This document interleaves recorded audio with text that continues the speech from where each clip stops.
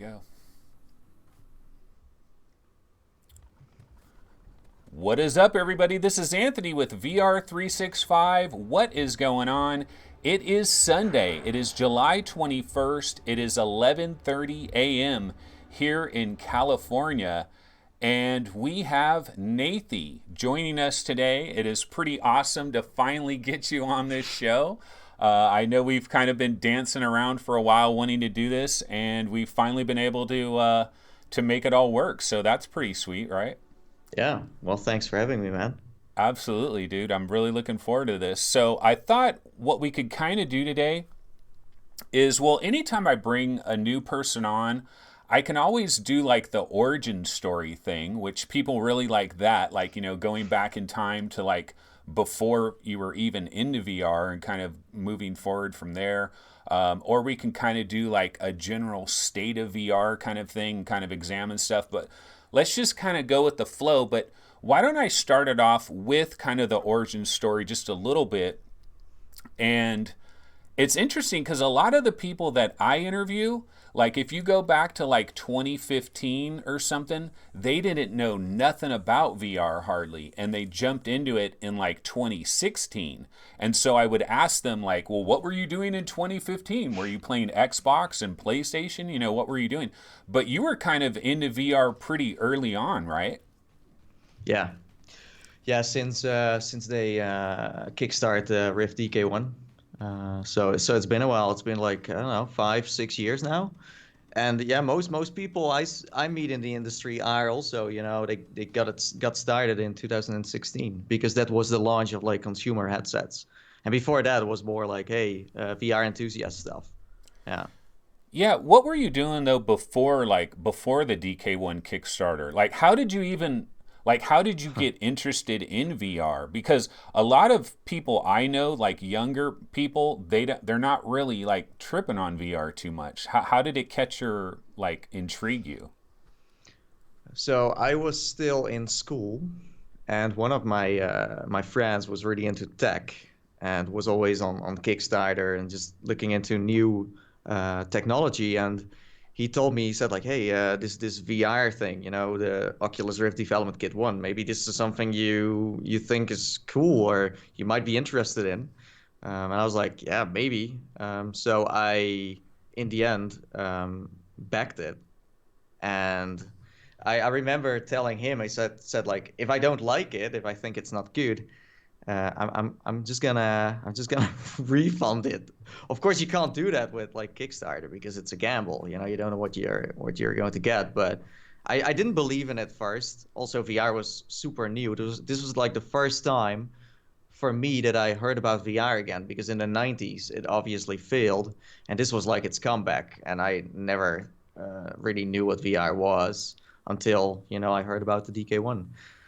So then I got it. I can tell you I was impressed, but not overly impressed with the DK1. I thought it was good, was fun. We're all like tech demos, on Oculus Share. Yeah. And I wasn't making any videos back then. I was in film school though, so I was always interested in video.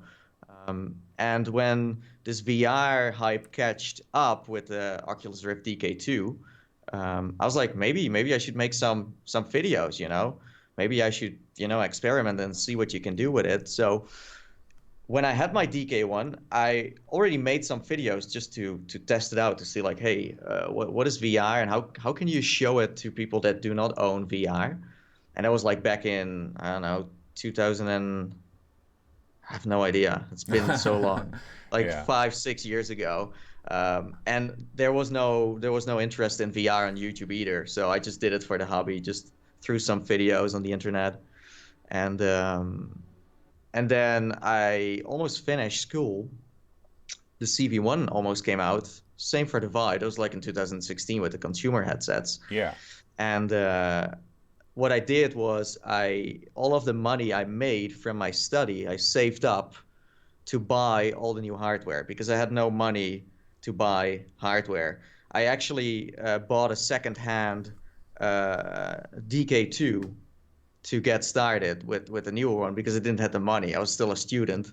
So I used all of my money for my study to buy the Rift CV1, the Vive, and I also bought some equipment to make videos because when I started making videos with the DK2, there was actually an audience getting interested in it, and I had a side job at a gaming company. I was like a marketing manager. I was also doing the community, so I knew how to run a community. I knew how to do marketing a little bit. So I was like, maybe I should just focus on my channel and focus on VR only and see how that goes. And yeah, from there the channel started to grow. That's like the short version of it. Yeah, Yeah. yeah. It was a great idea though, because like there's something that we know in the business world.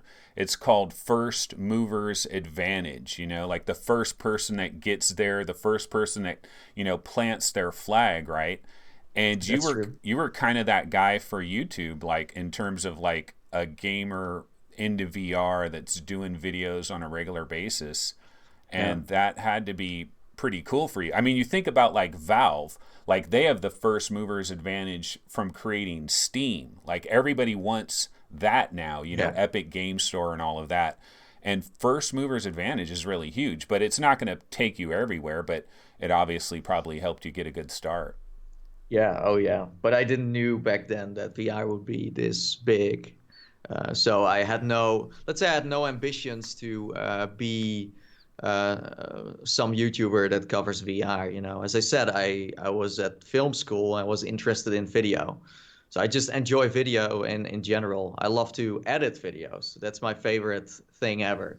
So besides playing in VR, editing those videos is way more fun because you can tell a story when you play a VR game, and if you edit it correctly, then you have such an amazing video. So when you come to my channel, if you watch it, there aren't that many cuts in my videos. If I do cut, it makes sense.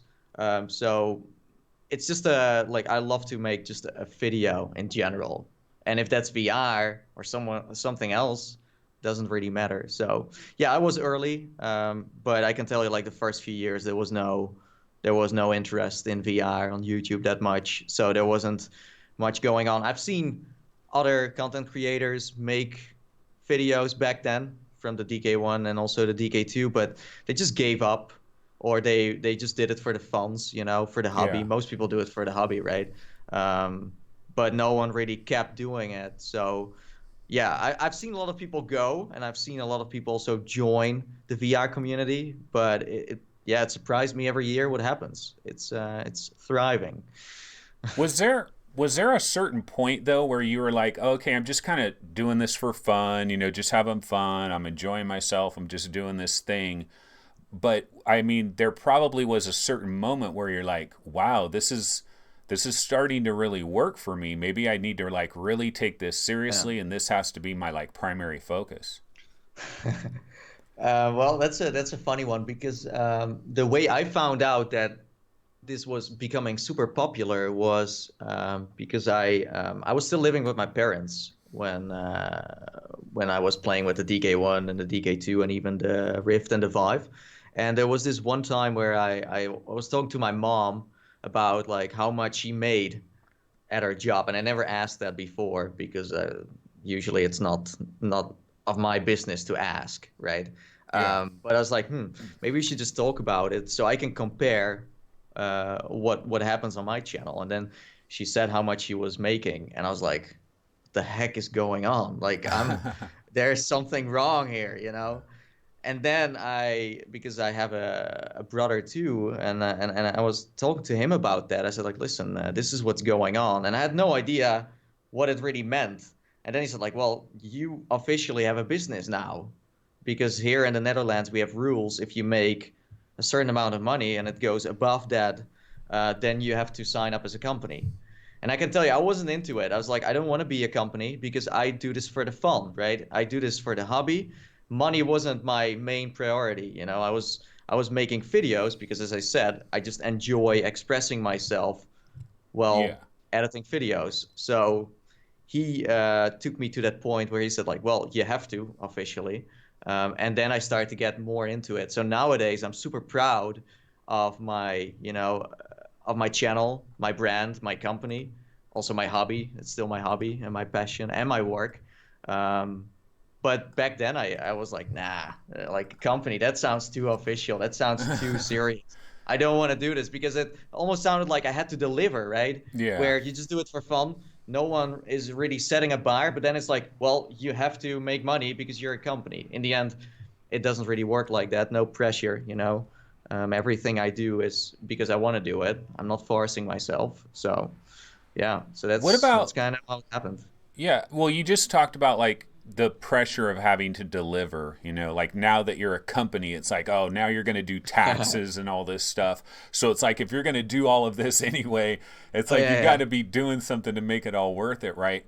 But Oh yeah. now where you're at now, is there like do you feel pressure? I actually had that as one of my questions. Let me find this question real quick because basically the question I had is how do you deal with the pressure, assuming that you're feeling it, to basically try to stay on top as being like one of the biggest VR YouTubers that are out there. You're kind of the face of VR in a certain way. Like if we were to ask somebody, who's the face of VR, and there were like 10 different pictures that flashed on the screen, yours would be one of the 10, like John Carmack, Palmer Luckey, like a bunch of these guys would flash on the screen, but you'd probably be one of the pictures on there. So you're kind of like the face of VR. Do you feel like this immense pressure to keep maintaining that, or do you can't worry about that? Well, I do know that I'm playing a certain role in the VR industry. I do know that. But I like it doesn't feel that way because I still do what I like. And I'm working from home, so all these numbers, all these people watching, it's all digital. So they're not standing in front of my door. There's Yeah. like a half a million people standing in front of my house. I'll be like, oh, okay, okay, yeah, you know what? I'm going back into my house and make you another video, right? Um, but yeah, of course, there are moments where I feel the pressure. I don't feel the pressure of being on top of anyone else. I don't feel the pressure of, being the best or making the most awesome content out there because I don't see it as a race. I would actually prefer to see it more as like something you can share. For example, Mike, a VR Oasis, we Yeah. work together a lot. We're very good friends. In the end, from the outside, you could say he's competition as well. He has a very large channel, but in the end, we decide to work together instead of having some kind of competition going on because no one gets happy of like competing on YouTube or pointing at someone else and be like, hey, I want to be bigger or I want to do it better because that's not what it's all about. My channel is about making people excited for VR, making VR mainstream, getting it to the next level. That's what we do. So it's not like that would be like getting sidetracked by something that is like nonsense in the end. But pressure is always there. I do think pressure is there in a way where, we do a podcast every week. There is some pressure involved with that because we know there are more people tuning in. We know it's getting more popular. We want to make the best show possible. It's the same with me talking at panels or going to certain companies or meeting people that I, know for so long but never had the pleasure to meet in real life. For example, at E3, I was having a dinner with Palmer Luckey, with the Beat Saber team, with some investors from Asia, someone from HTC, from Oculus. So like pretty much the whole spectrum of the VR industry. But I never knew that was going to happen in the first place. So then I feel a little bit of like, I'm a little nervous. I'm like, ooh, is there some pressure involved? And then in the Yeah. end, it's like about being yourself. Uh, that's it. So then the pressure it moves away again. So there is some pressure. Yeah, of course. One of the things I do on this show every once in a while, and it's kind of like a joke, but I'll go into this thing I call the Okay. metaphysical minute, right? I don't know if you've ever Yeah. seen one of those on the show. No. And, but one of the things that I've heard from that standpoint is like they say it's a good idea to like, you don't listen to your critics nor do you listen to the people that are like totally in love with you. Like you don't listen to either one of them. You do what you're doing, and you don't worry about the haters, and you don't worry about the people that think you're the best thing since sliced bread. You avoid both of it, and you focus on what you're trying to do. Is that something that you kind of do a little bit, or what do you think about that? Oh yeah, yeah. No. But that's just me personal as well, because it makes me the most happy if I'm somewhere in between that. If I wouldn't do that, then I don't think I would enjoy this whole adventure I'm having that much. Yeah. What about when you go to like a trade show? Because you're saying you don't have 500,000 people standing out front of your house, but when you go to a trade show like an E3 or something, Oculus Connect, whatever, or any of these GEC or any of this type of stuff, right? You're there. I imagine tons of people recognize you. People probably come up to you, want to get like autographs and stuff. Is that kind of weird? Um, Well, my audience is pretty mature, so there aren't that many kids watching. It's also because, in the VR industry, most people that are interested at the moment are adults because they have the money to spend, right? Kids have other focuses. They can. I would be the same. Buy a Nintendo Switch because it's way cheaper than this expensive VR stuff. So there isn't that much going on there. But yeah, I sometimes meet fans at E3, a couple, I don't know, like around like 5, 6, and they're super chill. They just walk by and they're suddenly like, hey, you're that VR guy, or they know exactly who I am, but they just thank me for what I do, and that's an amazing gift. It's Yeah. so unexpected because I don't like, I have half a million subscribers, but in the YouTube world, it isn't that much. I'm not complaining, Yeah, yeah. but and also VR is still a niche, right? So at E3, there are more pancake gamers than VR gamers that are like super dedicated about that. So meeting a few is always super special, and it happens at PAX, it happens at E3. I'm sure it happens at Gamescom. Usually, Oculus Connect is the place where I gotta hide because everyone recognizes you, and there is no escape because you're like in the wolf's den, right? But E3 is usually pretty casual. But it's yeah, as I said, it pays off because then you realize again why you're doing it, and then you get this real feedback. It's amazing. It's so magical to meet people that way. I got to tell you something before I might forget about it. And you were talking about this dinner that you were at dinner and Palmer Luckey was there, like the Beat Saber team, people from Yeah. HTC and stuff, right? And one of the things I would love for you to do the next time you're in one of these situations, or you're near like somebody high up in Pimax, HTC, Samsung, or anything like that, you got to tell them about the Valve Index. You got about the audio solution of the Valve Index. I feel like, I mean, I know we're not in the Valve Index talk right now, but just Yeah. the audio of it, I think they've solved the problem. They've solved our audio problem. And if you think about AR, you think about VR, it's always going to be something we're wearing on our heads. Now, eventually, we're going to go to glasses, and then that's going to change it a little bit. But as long as we Yeah. actually have like a legit headset that kind of occupies quite a bit of space, this is the Hmm. way to go, right? These little Oh yeah. floating speakers. Yeah, you basically say that finally some innovation happened on audio in the VR space. No, I agree. I agree. That's true. It's very immersive audio, in a way we have never heard or seen before. It's a smart design. So yeah, hopefully others will learn from that.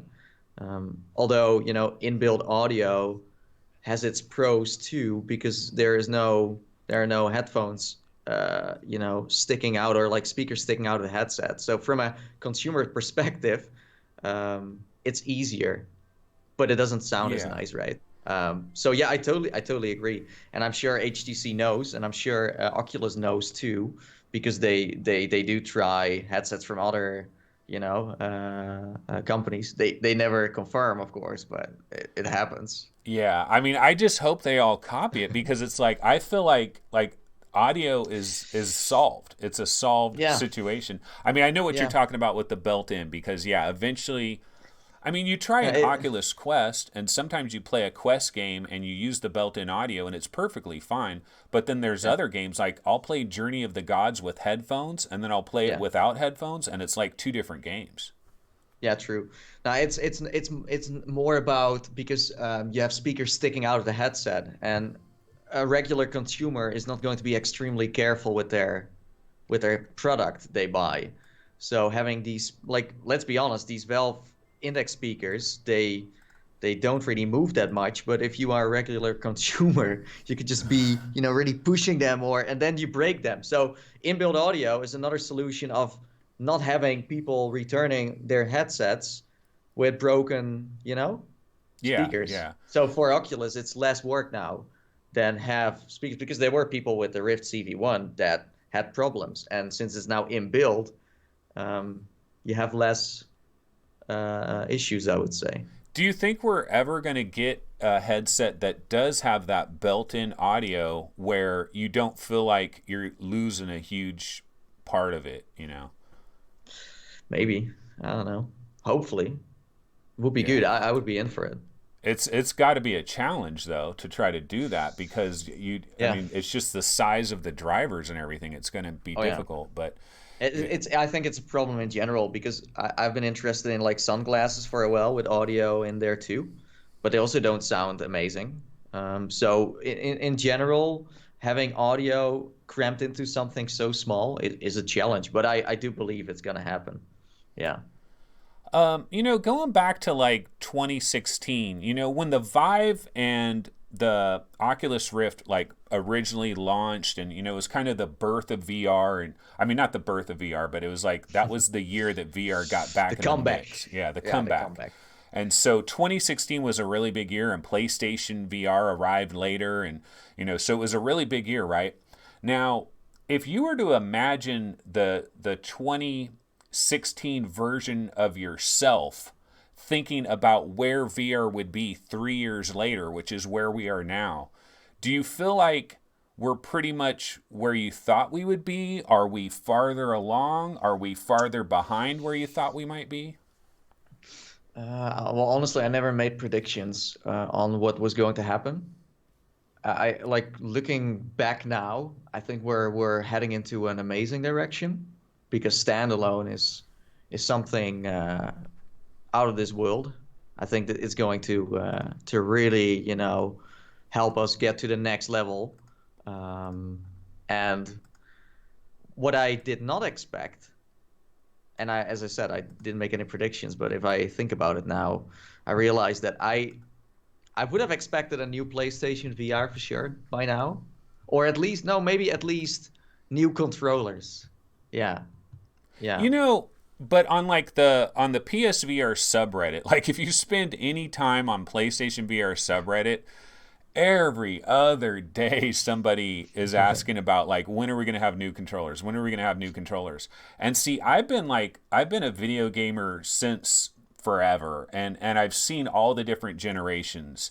Old Nintendo, Super Nintendo, Genesis, Sega CD, Saturn, PlayStation, all throughout the years, right?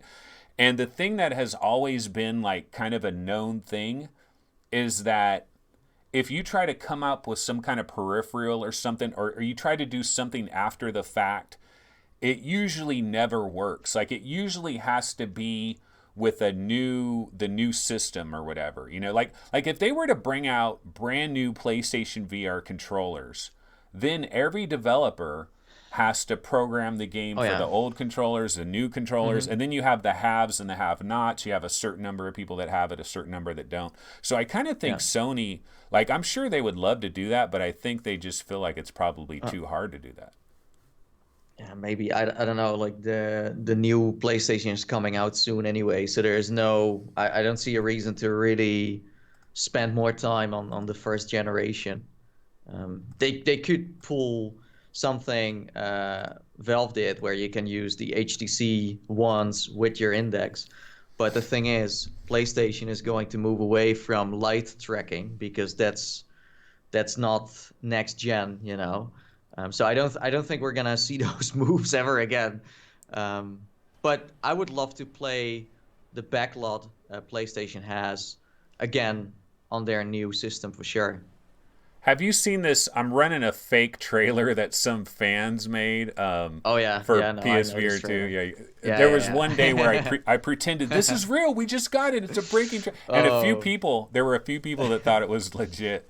no, Um, no, these trailers are super good. Like I remember like this I don't know, it's a website as far as I know, a French website, and they make like a new trailer every year, and they get better and better. They're like super fake and real at the same time. yeah, HTC needs to hire these guys, right? I mean, HTC had a spinning table with Yeah, the spinning Vive table. Cosmos. Yeah, yeah, that's true. Yeah, this is a bit more original, a little bit more badass. Yeah, Yeah. Now, there's rumors about like PlayStation VR 2. I know you guys actually you talked about this I think yesterday on F Reality, right? yeah, They're yeah. wild rumors and we That's super probably ridiculous. yeah, we Yeah, a 220-degree field of view. Yeah, it's absolutely happening. seems Uh, legit.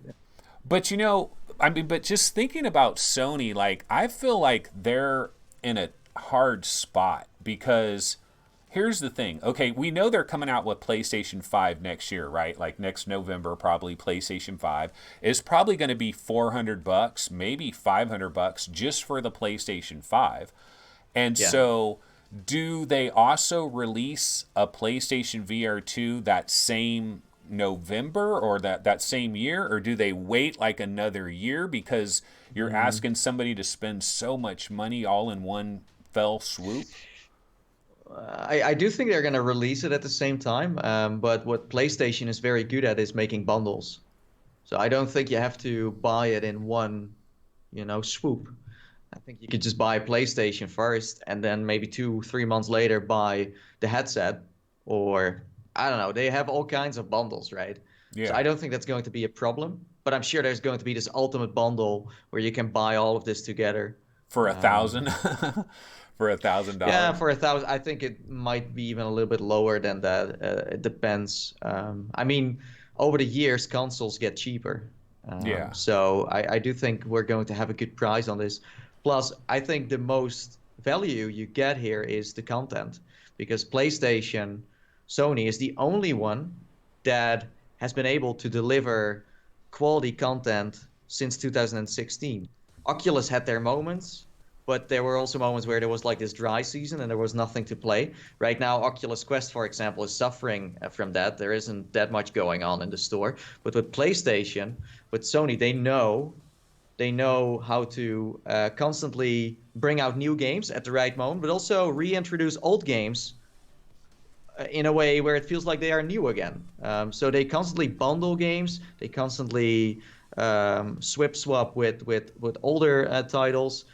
And as a consumer, if you would buy a headset now, the PlayStation VR is a very good option because as a as someone who invests into the PlayStation VR, you actually get a lot of return, right? You get the value you expect, and not just for the first 6 months when you own a PlayStation VR, but just for 2, 3 years.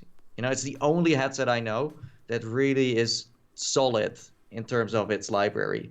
All the games that are on the store are good enough. If you buy one, you don't get scammed. If you buy a game on Steam, if you buy a game on the Oculus Store, or even Vivepart, there is a chance you're gonna buy into something that is super shit, right? yeah, yeah.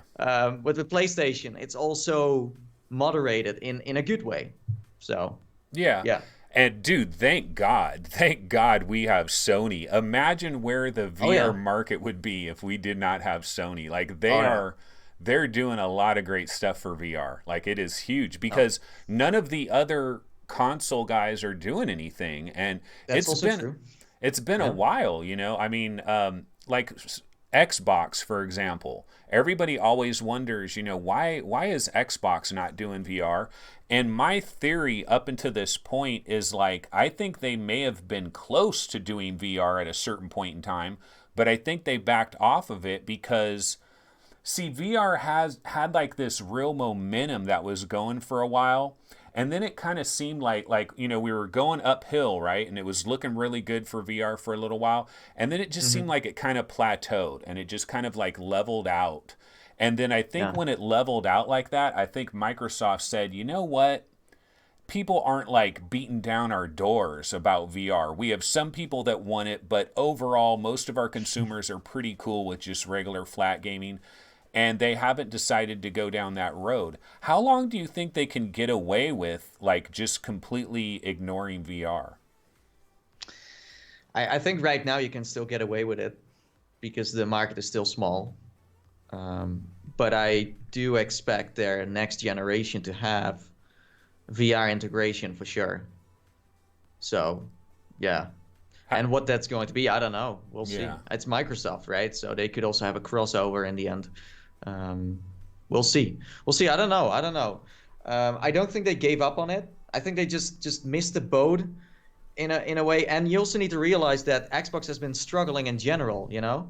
So if you're struggling in general, then VR becomes a gamble too. Why would you, invest into VR when you're in general struggling with the console you made, right? It's a super big risk to do that. Because VR is not going to be your savior in that sense. So Xbox just needs to make a comeback with their console, just not only VR, but also with just their regular content. Yeah, like they don't Most have. people, most people buy a PlayStation. They don't buy an Xbox at the moment.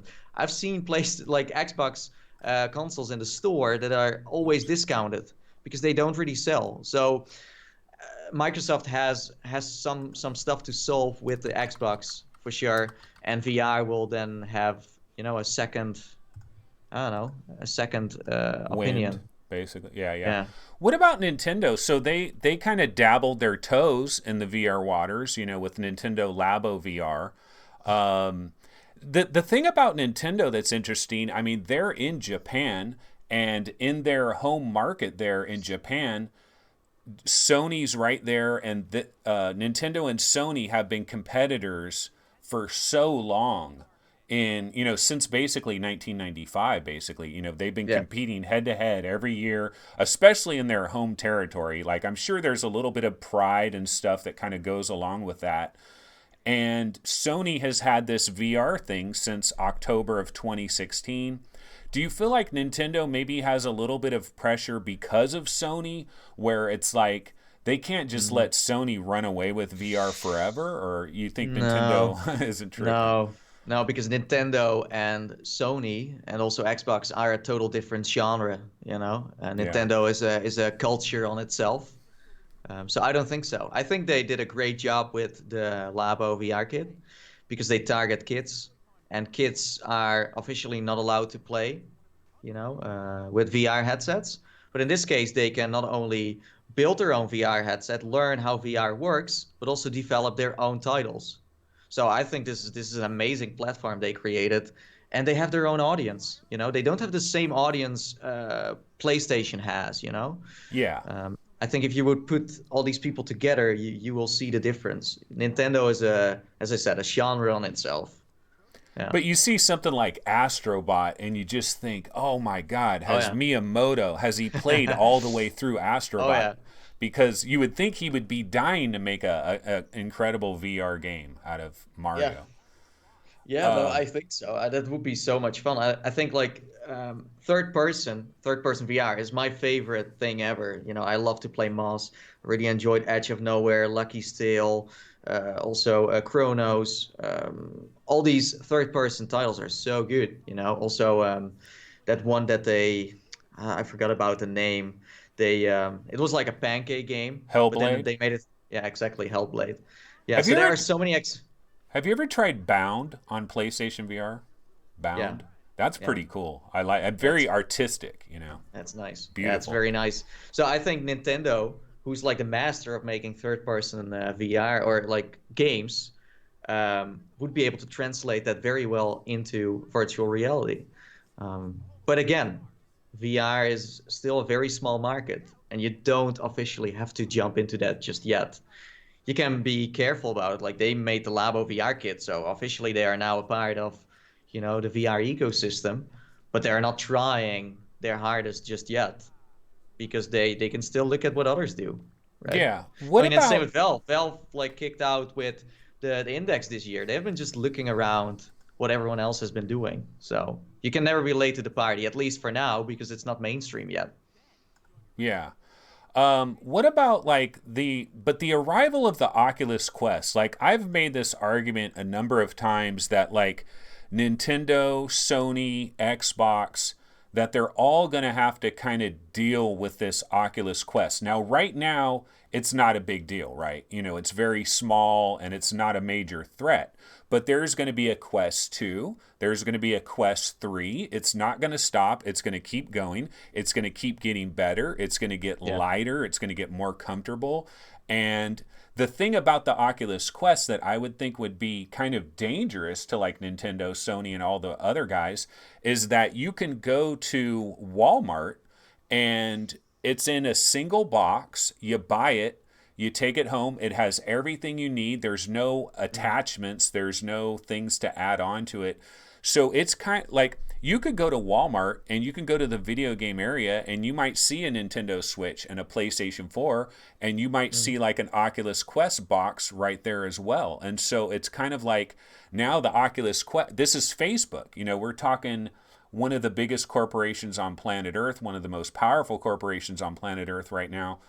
Doesn't Nintendo, like even Sony, I mean, this is, we can go back to PlayStation VR 2. Like some people might say, well, shouldn't Sony, like, doesn't Sony need to have an answer to the Oculus Quest?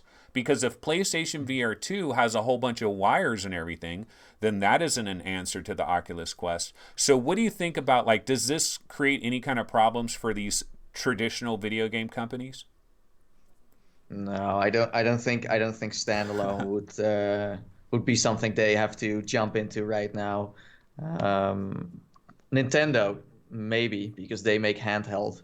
PlayStation did too, you know, with the PlayStation Vita, but that didn't really work out in the end.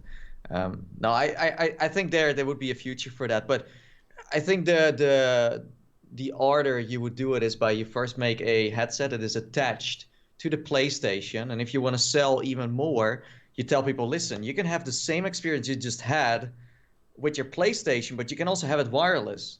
Like you can't sell standalone if people don't really know what it's all about. So I think they, yeah, I don't think they will do it, but if they would, then they would make it in a lineup where it's like, hey, listen, you have this, but you can also have, I don't know, we'll see. Well, they It's could hard to also, predict. yeah. I mean, they could also think of like a hybrid too. That like the Vive Oh yeah. Cosmos, you know, is an interesting kind of a hybrid. I mean, we still, dude, what is going on with HTC? Because I know you have rubbed shoulders with some HTC people. Probably, I don't know if you have done it recently, but wouldn't you like be like, dude, what are you guys doing? What's the strategy here? I have no like I don't know about I don't know much about the Vive Cosmos. I like as you said, I think it's a hybrid too. That's at least what they advertised on CES back then. Um, but I have no idea what they are going for here. The only thing I want to know is what audience do they want to sell this headset to? Because as you may know, HTC is moving more and more into the B2B market and not that much into the consumer direction. So it could be that the Vive Cosmos, when they launch it, it might look like a headset for you and I, but in the end, it's more for the businesses out there. But the communication in that sense usually is a little bit problematic because most of the marketing strategies that are getting made for new products at HTC happen in China. So you might see a marketing campaign in Europe and the US that has been in the end translated out of China. And I noticed because when I went to China and I visited the office of HTC, back then the Vive Pro just launched, and I was talking with them about that. I said like, hey, listen, what's going on? You know, because in Europe and the US, we think that the Vive Pro is very expensive, you know, overpriced for the gamers out there. And then they were like, well, over here, we market it as a headset for, you know, B2B, for companies, for arcade, stuff like that. But I was like, but how can it then be that we think in the Western market that it's for, you know, for consumers? But it's just they sometimes don't understand how to translate a marketing campaign from China to us, you know, and then you get this problem of like not understanding why this headset is so expensive, because the Vive Cosmos could be expensive. But Yeah. the question is, why is it so expensive? Plus, what I'm afraid of is that since people all have heard about the price of the Quest, they're going to compare that to the Vive Cosmos. But you need to know that Facebook, as you said, is a very big company. They sell the Quest with a loss. Because if the Quest had a real price on it, it would be too expensive for most. But since Facebook has, the money to do that, they can just sell it for a cheaper price. I don't think HTC has the power to do that. So they will sell it for almost the price it's getting made for, if you know what I mean. Yeah, no, And I that's why people always say like it's overpriced. But in the end, Facebook and also Sony, they're the only ones that can really sell headsets for way cheaper. yeah. So Yeah, they subsidize it heavily, and like they're yeah, not in the position to subsidize it. Speaking of your trip to China, I have a video running right now, yeah, and this must have been pretty amazing. Was this like the first time you've ever been to China? I would imagine it would be, but I don't know for sure. yeah. No, it was the first time. Yeah. Oh, So the story is that I was supposed to go to CES because Pimax invited me to come over to their booth to, I don't know, I think promote their headset basically. And I was like, nah, I'm not gonna do that. But I do want to learn more about your company because for a lot of people, Pimax, when they did the whole Kickstarter, it was super mysterious. Like no one knew who they were, where they came from, and if they were legit or not too, right? So I was like, what if I just suggest to them like, hey, I come to China and you can show me uh, what you do and what you're working on. And they agreed. So in the end, I didn't go to CES, but I did go to China to, well, go inside their, operations. yeah, Uh, and because of that, I got a total different perspective on what Pimax does and what their target is and what their goal is. Because I start to notice after, being in China that a lot of us don't understand the Chinese market. And a lot of what happens in the Chinese market is causing something in the US market, in the European market. Same as the Vive Pro. The Vive Pro is in the end a headset that came out of Asia. So for us, that's an interesting headset. And it's the same with the Pimax. So being in China makes you realize how certain things work and how the VR industry also works. China is a big part of, they have a big influence on what we have here, in terms yeah. of VR and games and stuff like that. Well, Yeah. everything's manufactured there. I mean, that's pretty much right. That's true. That's true. Yeah. Even the Valve Um, Index is manufactured there. The knuckle, I mean, the base stations, I believe, are assembled in the USA, but everything yeah. else is China. Well, China is very good at making hardware, and they can do it for a cheap price. They can do it fast. They work real hard. But the funny part is that I went so many times to the U.S. that being in China was a was a total like culture shock. Where in America, usually with companies that I never met before, they want to do business straight away. They want to work together and they want to do something. But with Pimax, they want to first learn more about you. They want to connect with you. They want to know who you are and become friends, like legit become friends, and then maybe talk about business later. So it was more like, hey, Nathie, nice that you are here. Let's have a dinner together. Let's have some food, because food in Asia is super important. Um, but first of all, just socialize, and then we can talk about VR. Then we can talk about, your work or stuff like that. So it's a total different way of working together with people, and they're also very reserved in what they do. But I can tell you, when I was at Pimax, I totally felt home. I felt like we trusted each other, that we had a certain connection, and that got even more confirmed because I got to go to the factory where they made the Pimax headsets as well, and there was almost no one that could go in because competition could learn from their technology, right? And it's like entering the Coca-Cola factory and then knowing how to make that drink, right? And then you can resell it. But yeah, they showed me how they were making these headsets. I could go into their lab, put these white suits on, and just see how they were putting all these little things on their headset, like all these what was it, like these print boards and things like that, these circuit boards. Super impressive. But that shows that they trust me beyond the point where they even are willing to share their recipe with me of how they make the Pimax. It's crazy. When you were in China, did you get a chance to like just do any like regular sightseeing at all, or did you have so many things that you had to go to Oh that no you no just no no yeah no no sightseeing. Not really though. yeah I did do some shopping because shopping in China is amazing. I did go to the Chinese Wall, to the oh Great okay Wall, so that was fun. But usually when I'm somewhere else, I do say that I want to do sightseeing, but in the end, I'm just trying to meet everyone. You know, all these companies. Um, Last time for E3 as well, I was supposed to go to some places, but in the end, we're only meeting up with all these companies, you know, and I constantly find new people to meet too, because the moment companies hear about me being somewhere, they send a message and it's like, hey, you want to come over to the office, or hey, we got something new you want to try, and then it's like, yeah, I could just go to a tourist spot right now, or I could not waste my time and use it in my advantage and use it in my favor, and yeah, it's super addicting.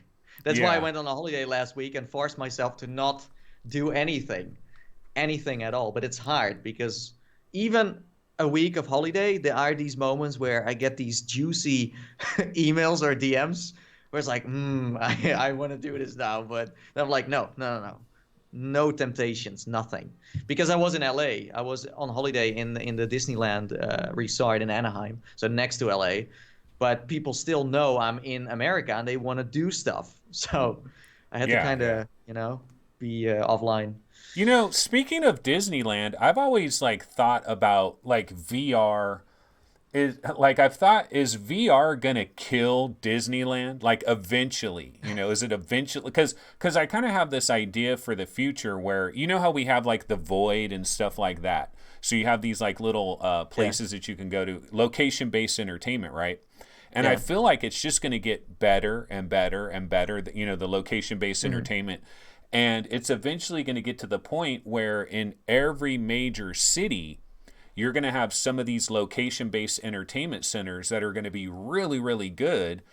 And it's Yeah, going to get to the point where a family is like, why am I going to get in a plane and fly to like Orlando or fly to Anaheim?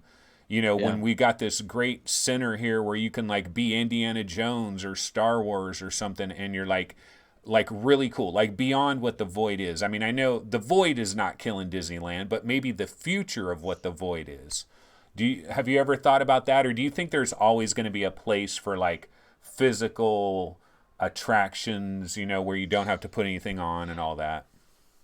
yeah, I do think so. I do think so. Theme parks are super ancient, and in a good way, because they have been around for so long. Like for example, with Disney, it's like you pay a ticket, but you pay a lot of money for that. But in the end, it's like the theming you pay for. And I think theming outside of a VR attraction is very important. Yeah. Where, for example, when I went to China to this VR arcade, they have this big statue in front, and all these futuristic lights inside and all these holograms and things like that. So theming needs to be on point. So that's what Disney is very good at. And you also need to know that Disney is one of the first ones who tried to bring VR to the masses, right? They had it's funny, it's called Epcot Quest, Center right? or whatever. Yeah. It's like called Quest, like this Yeah. arcade. They had like an arcade called Disney Quest, I think, Hmm. and they had like VR in there, and you could just grab a headset and be Aladdin Yeah. and Yeah. ride a magic carpet. And that was in the 90s. They also did mixed reality. There's like a video where they show off mixed reality. So Disney has always been upfront with stuff, and they have a lot of, um, of course, money, but they also have a lot of like intelligence in that sense, where they know what is going to be the next big thing. They're very good at predicting what people want. And I was at the Disney Animation Studios a couple of weeks ago, and they have a lab there, and it's called the Living Room of the Future. And that's where they experiment with probably VR, holograms, AR, things like that. So they are already testing at what people want next and how they are going to watch Disney movies, how they are going to do rides, things like that. So I don't think Disney is going to stay behind with that. I think they're going to be the first ones to jump on board when things are really, mainstream or have enough potential to bring it to the masses. So yeah, they know what they are doing. They know what they are. Living room of the future. Have you ever heard a company who has Yeah. a room with like this um, thing above the door saying living room of the future? I don't think so. So they are very like future proof. Yeah, well, they want to ensure their long-term survival, So it's like if you Oh ever yeah. stop innovating, somebody's going to eat your lunch. You Oh got to yeah. keep innovating, right? But Especially if you're a company that big, right? Like the bigger you become, the harder. Like that's pressure again. Like the pressure becomes higher and higher. exactly. Think of like Apple. Everybody Yeah. wants what Apple has. Everybody wants it, and Apple is going to have to defend the throne. But thinking of like these different theme parks, right? We've seen VR come to some theme parks where there's a roller coaster ride and they give everybody like Gear VRs or something, and it's kind of crappy. It's not that great. Yeah. And what you were talking about Disney, see Disney, man, and I know you probably realized this when you were there. They are so good at what they do. Like just like every ride that you go, like just waiting in line for the ride, that's part of an experience itself. Just everything that Yeah. they have there, that it's the entire package. They know what they're doing. It is such a like Disneyland is just an awesome place. I've always had this like dream of like being like mega rich where I could just shut down Disneyland. Like imagine if you could just shut it down with just like a couple hundred of your favorite Oh yeah. people, and you're Yeah, that just would be fun. running wild throughout Disneyland. Like that would be so sweet. But Yeah. do you think, because we've seen like VR headsets on like roller coasters and stuff, but do you think Disney is going to, or even some other Universal Studios or whatever, like are some of these places going to start integrating VR into like a better way, kind of more void style? Like when I think of Disney, I think of, man, they could create a VR thing where you're in a headset but you feel like you're in the Death Star. You know what I mean? Like Oh yeah. physically, like the walls and stuff, or like that scene in the Death Star where Obi-Wan was walking across this platform and then he had to shut off the tractor beam or whatever, Yeah. Yeah. and it's like you could walk across a little thin beam, and it would just be Disneyfied, and they could do all kinds of 4D effects and stuff. I mean, Yeah. I'm sure it's eventually coming, but it's all in I good think so. time, right? Yeah, I think so. Although, let's be honest, like the 4D rides they have now with these large, screens are working very well too, compared to VR. So they're somewhere in the middle now. Plus the fact that the Void is in downtown Disney, in the district where they have the shopping mall. They have like the Void there, and Yeah. there is a reason why they have that because they believe in the Void and they believe in, bringing that to people. And let's say they had Star Wars, they had Wreck-It Ralph. They're gonna hopefully have something new soon. So there are a lot of Disney things in there already. The Void could also go for Ghostbusters. The Ghostbusters is from Universal, right? It's not from Disney.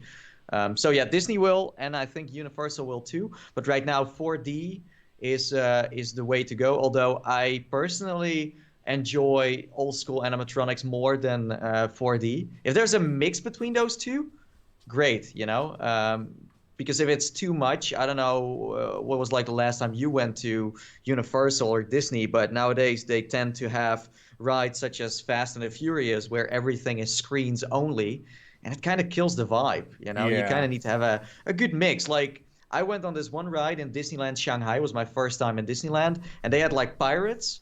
My days, like these screens were giving you the illusion that the water was going up and down, where you were seeing these large ships on a big screen and they were like digitally moving the water up and down, and it felt like you were actually moving. If you can do that with 4D screens like that, that's just crazy, because then you're playing with people's minds and then the next moment you see a real ship again. So having like a mix between that is great. I'm just a little bit obsessed by theme parks. I love, like, rides in general, how they work, how the theming is. That's why I wanted to go to Disneyland, to not only have fun there, but also learn about the logistics, how they pull things off like that.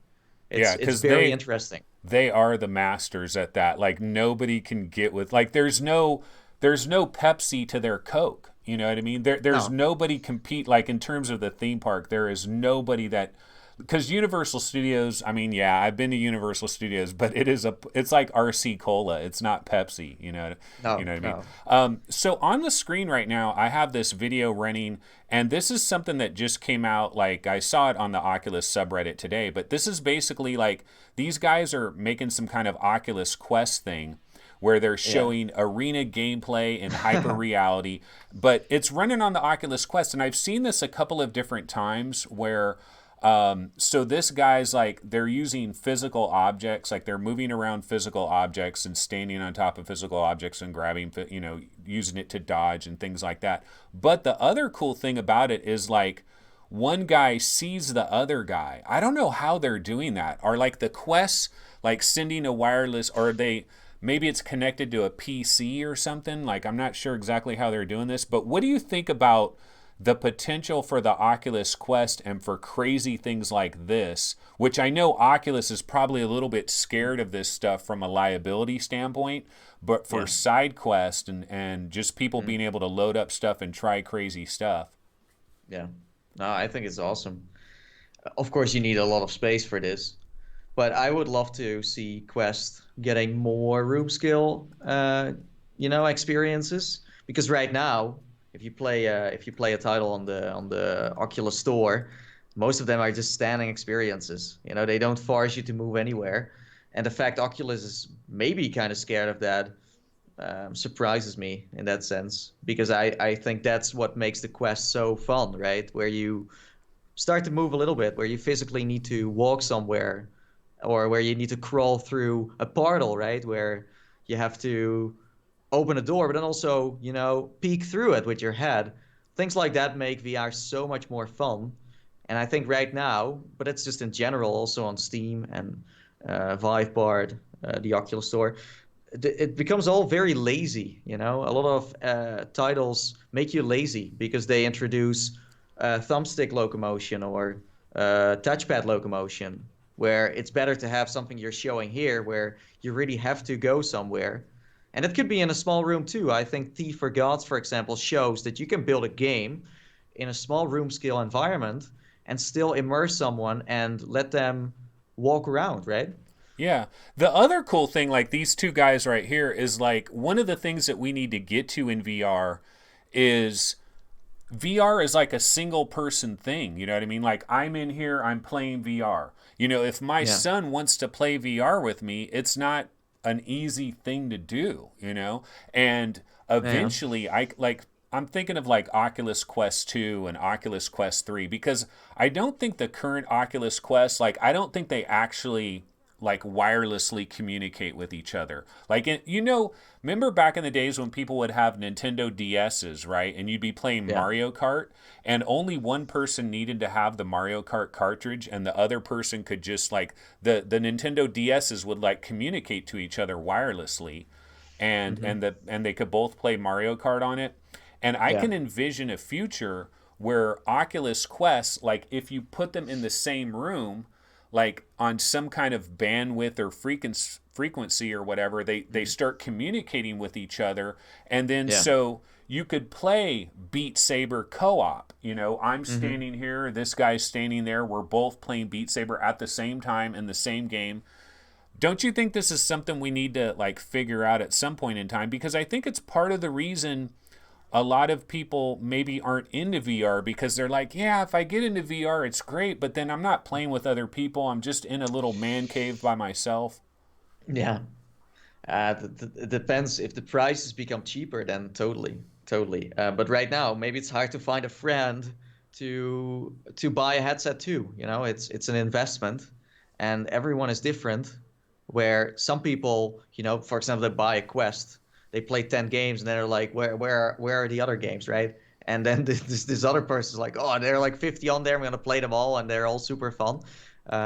It's hard to have something like that right now because there's always this one person that doesn't buy a headset because of reasons, and there are many reasons to not buy a headset right now, for sure. And there are also a lot of reasons to do it, but I don't know, like having a, like you would regret it if you hype up your friends so much to buy a headset to play with you, and then in the end, when they play alone, they don't have that much fun, and they're like, why did I buy this? And it costed a lot of money. Then that would suck, right? Because co-op is awesome. I love co-op, but there aren't that many solid co-op games out there, new ones that get released. Most of the titles we get are single player, right? Yeah, and And not multiplayer. the other thing too is like when we think about the Oculus Quest, like us in our little VR bubble, right? We'll say, "Oh, the Oculus Quest, it's very affordable. It's so affordable." But you know what? By the time you pay taxes and everything, and you might buy like a bag or whatever, it's like $475, and that would be for the 64 gig version, you know. Oh And yeah. so we're saying, "Oh yeah, it's so incredibly affordable." But there's regular average Joe Schmo type people that are like 400. No, tell me when it's like 199. That's Yeah, that's affordable, true. Yeah. you know? Yeah, I know. Yeah, I And know. Yeah. yeah. No, that's what we are heading to in the end, hopefully. There was this one dude that I showed the Oculus Go, and he was like, if this is like $50, then I want it. I was like, oh, okay, this is 200, but he's right. He's right about that. And we'll see. We'll see how the prices go. But yeah, I think a Quest from like outside of the VR bubble, it's a lot of money. It's a lot of money to gift it to someone. If there's a kid who wants a Quest, it's a lot of money for two hardworking parents, to buy that. So I think VR, if it becomes cheaper but also has more potential content-wise, yeah, then it will definitely take off. Right now, let's be honest, some of the headsets you buy, it's still a risk because content-wise, what are you gonna play? Like Valve Index right now, it's like you're looking around, it's like where the heck are all the games? What should I play? So yeah, we'll see. What about like non-gaming stuff? Like right now, I just threw on a trailer. This is Dispatch, which is on, I believe, on Oh yeah, Oculus Rift. I think it's yeah. really cool. There's a lot of really cool like non-gaming stuff, but like we don't Hmm. talk about it very much. I'm not sure why. Depends on your interest, I think. I like if you're watching my videos on YouTube, I have played so many things that are on the artistic side, are experiences, are not games. I played this one title a couple of days ago called Notes on Blindness, and Uh it's huh. about a blind person talking about his experience becoming blind, and then also showing those visuals based on audio, and it's beautiful. So I would choose a good storytelling VR experience above a game for sure because I feel like most VR experiences with an artistic background educate you as well. They learn something, they teach you something, they let you think about life, and it adds something to that. If you played Henry the Hedgehog, for example, you get this beautiful story that really means something. It's not just, hey, it's an animation, let's watch it and done. And yeah, there's so many out there that deserve a lot of attention. So I'm trying on my channel, I'm trying to cover as much as I can. There was this one dementia simulator where you got to experience what it's like to have dementia. And let's say someone in your family or a friend who has that, who has to deal with that, and you play this, you start to understand way better what's going on in someone's life. And that's something you can only do with VR. You can simulate so many things and get people aware of that. So yeah, experiences definitely need more attention, but usually, since in the VR community most people are gamers, you see a lot of shooters, you see a lot of survival games, adventure games, things like that. But animation, cinematic stuff, educational apps are not getting the most attention. Have you in the seen end. this one right here? It's called Alex's Sci-Fi World, and it's like you gotta you load it up in Quill, I think. Yeah, But you can go inside here and you walk around. You're looking at it. There's music and sound effects and stuff, and it's kind of positional audio type yeah, sound. So it's super that's cool. I fun. mean, love to Yeah. see more of this stuff. What about so like we're always talking about is VR going to make it? You know, is it going to survive? Is it Is going to it be dead? How dead is it? mainstream? Yeah. But one of the things that nobody ever mentioned, or it seems like a lot of people don't mention it, they're always focused on the game aspect. But what about video? Like, I know that we're not there yet with video, but people keep saying that, like, 6 DoF video is coming. Like, it's going to happen. Like, Intel, it was a couple years ago, but it was at, I believe it was at the Consumer Electronics Show. Intel had, like, they did their keynote or whatever for the Consumer Electronics Show, and the main Intel CEO was on stage, and they spent like a half an hour or more talking about voxels and voxels or something like that. And it was basically like they made this gigantic sound stage, video stage thing where what they were going to do is they were going to film stuff, and with I don't know how many million cameras are all over the place that are filming it, but they're basically going to make everything that they're filming into like a pixel, like a three-dimensional Hmm. pixel. Like the video is a three-dimensional, like broken into three-dimensional pixels. Where once they are able to do that, then you literally could walk around inside the video, actual full motion video that's happening. It seems like that might be, I don't know, 5, 6 years away. But when that happens, I mean, that's going to get everybody, right? I think. I mean, I Yeah. don't know. Also, if you have that stuff on YouTube, where you can actually watch it there and get into VR that way, that would be so much fun. Yeah, I mean, I've seen good stuff on YouTube, like 180 videos and some 360 videos, but it's like the resolution. I mean, there's all kinds of things that's holding it back, right? And I don't know if it's the file size or if it's the headsets we have right now. Like, does our resolution need to like quadruple before that's going to really take off, or is it the Yeah, video file or downloading it? it depends on what you watched, of course. If you watch like for example 360s that have been streamed, that's super bad. Usually the quality is low. If you have some amateur people making their own 360 videos, also not the best. But for example, Felix and Paul Studios, they made some really really good 360s. They made one about space, about SpaceX. They made one about Eminem. I thought the Also, the Eminem one was kind of lame though. You like that one? Because to me it was like I don't. It didn't seem like it was taking advantage of anything. It was just Eminem sitting in the uh, back of a limo. they had in the end they had maybe a good deal going on, and they just delivered.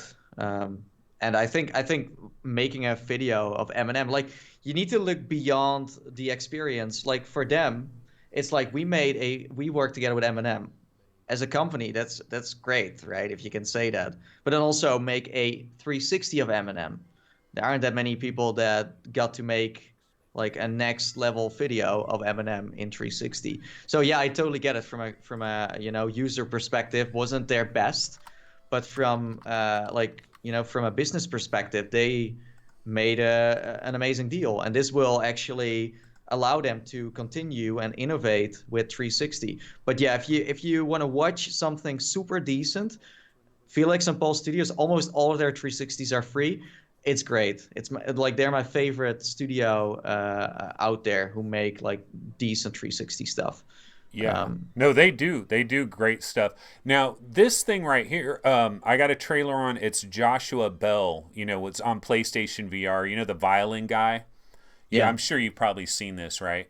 And it's pretty good. The like what I want to see is like why don't we have like a lot more music videos in VR? Like it seems kind Mhm. of weird to me because like this little thing that they did with this Joshua Bell guy. So it's just one guy playing violin and then there's a guy playing the piano and they're right next to each other and they kind of use like smoke and mirrors and stuff to make it seem like it's fully 360 but it's not really, yeah, but it seems like it. And when I'm watching this in a PlayStation VR headset, which isn't like like the most technologically advanced thing out there. But I'm seeing this guy playing violin like 4 or 5 feet away from me, and it Yeah. looks pretty friggin' good. And I'm thinking, why aren't they doing that with all kinds of like contemporary artists? Because Sony has the Sony music label. I guess all of this stuff is going to come. It's just a matter of time. But, we're kind of Yeah. impatient. We want it now, now, now. Yeah, no, I that like music based VR is everywhere where you look. It's just yeah, video clips are rare, but they do happen from time to time. Um, but it's, yeah, I don't know. You kind of like, if you have the interest for music and VR, then you will find a lot. It's just kind of what you're looking for in the end. I think one of the best examples from back in the days is Search. This is like the Oh one of the yeah, first Surge. Yeah, that is really good. music. It's super trippy. And even Tetris Effect is also it's a game, of course, but it has music in there too, and it's as important as the visuals in the end. The audio. So music is everywhere, and if you're like a music freak and you're looking for stuff, you can definitely find a lot. It's just as you said, like artistic stuff doesn't usually get the attention compared to the games. And also, I think that platform-wise, they could work on that. Like Oculus, for example, could push it more on their front page. They in the end decide what's going to be on the front page.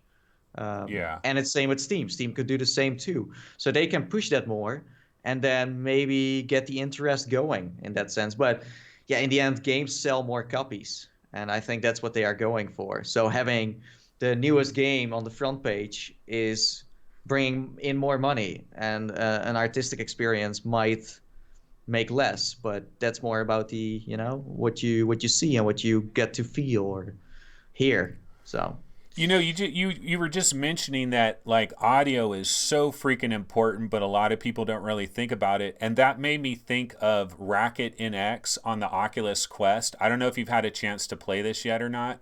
Oh man, it is really good. But if you do it, make sure use headphones. Do not use the built-in audio because it's almost like mhm. two completely different games. It really is. Yeah. Because when I first got it, my Quest is sitting over there, and I'm totally in love with the Quest. I play it all the time.